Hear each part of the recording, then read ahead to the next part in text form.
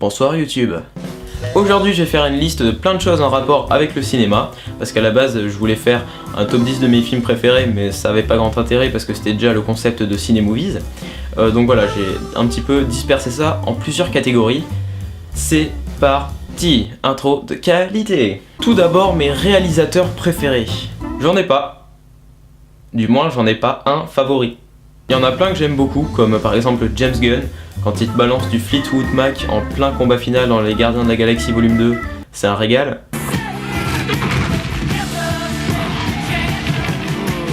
Alexandro Inarritu, rien que pour The Revenant, oui. Il y a aussi Christopher Nolan, que j'aime bien depuis la trilogie The Dark Knight, parce qu'il a un côté réaliste et en même temps un peu sombre, mais c'est très bien géré. Et aussi Matt Reeves, qui a pour moi réalisé les 2 derniers volumes de La Planète des Singes, et qui sont 2 films magnifiques et hyper bien réalisés. Mes acteurs préférés.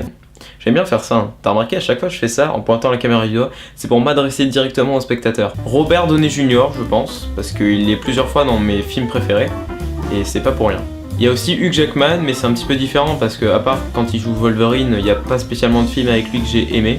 Côté actrice, je kiffe pas mal Jennifer Lawrence depuis Hunger Games, et bien sûr Emilia Clarke depuis son rôle de Daenerys dans Game of Thrones, rien que ça. Ah, et j'oubliais, il y a aussi Andy Serkis dans ma liste, c'est celui qui joue le rôle en motion capture de Gollum dans Le Seigneur des Anneaux et César dans La Planète des Singes. On ne voit jamais son visage en vrai, mais ce mec arrive à te transmettre des émotions de malade, il est hyper fort. Mon film préféré, bon vous le savez maintenant, j'ai plus besoin d'argumenter, hein, Deadpool. D'ailleurs je l'ai pas vu depuis hier, va falloir que je le regarde. Ma série préférée, Game of Thrones, sans hésiter, Game of Thrones. Alors je sais qu'il y en a qui regardent pas parce que justement c'est un peu trop surpopulaire et que tout le monde regarde déjà. Mais en fait le truc c'est que c'est pas comme dans un blockbuster américain avec des explosions, des nanacanons, du sang, de la violence. Là il y a aussi des explosions, des nanacanons, du sang, de la violence. Donc forcément c'est mieux.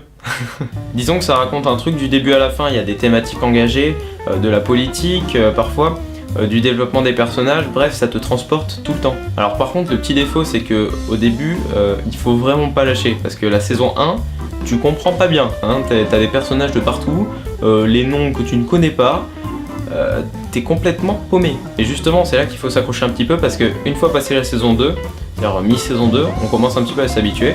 Et déjà il y a moins de personnages, hein, puisque la moitié sont morts, et tout devient un petit peu plus clair, tu commences à avoir un personnage préféré, et c'est là vraiment que tu commences à aimer la série. Au niveau de la réalisation, tout est fluide, dans les combats on voit vraiment tout ce qui se passe, on comprend tout.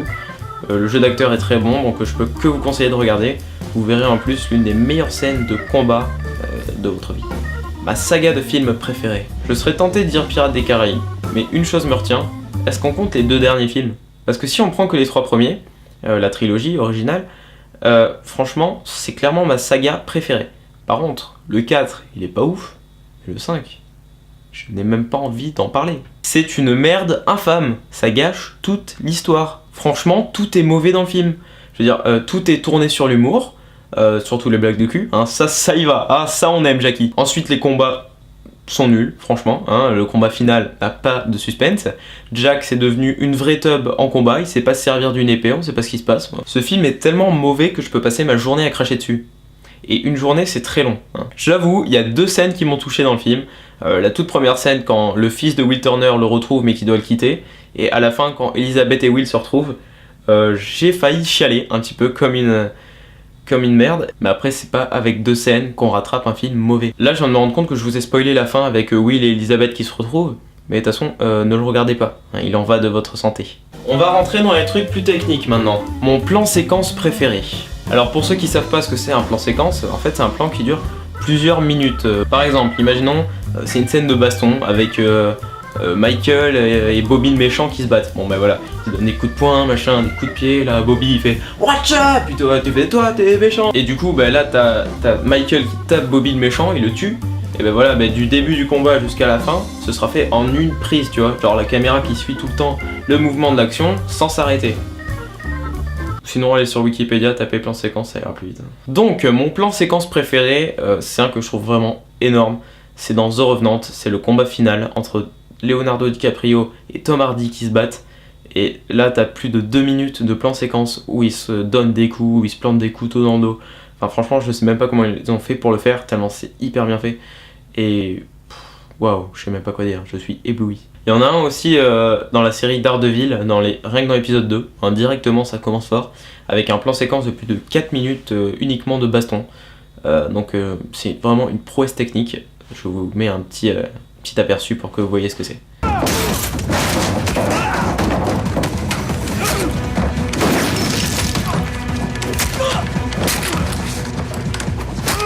Le film avec les effets spéciaux qui m'ont le plus époustouflé.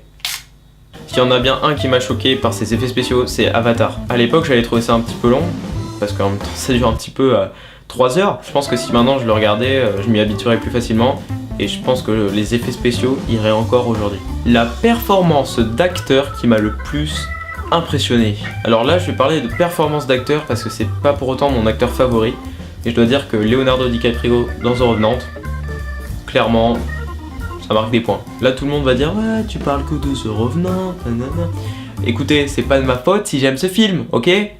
J'ai pas aimé la première fois, et la deuxième, j'ai kiffé. Et ouais, comme quoi. Voilà. En fait, dans le film, son jeu, il ressort même pas tellement t'as l'impression que le mec vient du 19e siècle. Il y a Tom Hardy aussi qui joue dans le film, il a vraiment un super jeu d'acteur. Et aussi, j'aime bien la performance de Bill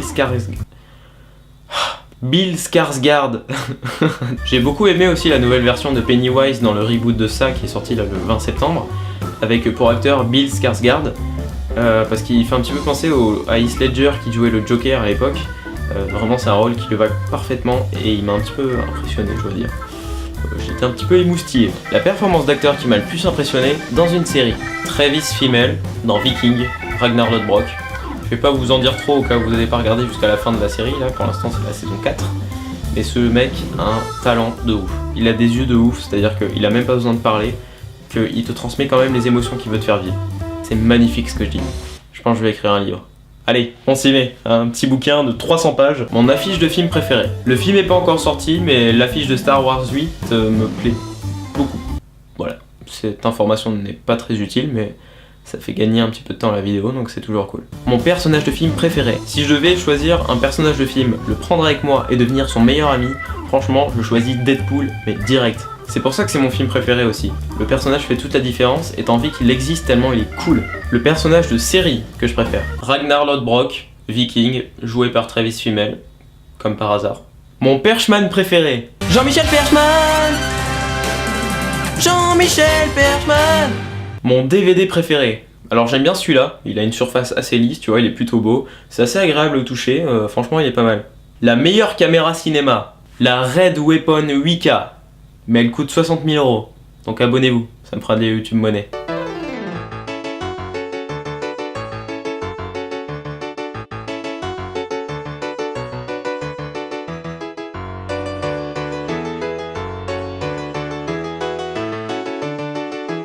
Jean-Michel Perchman.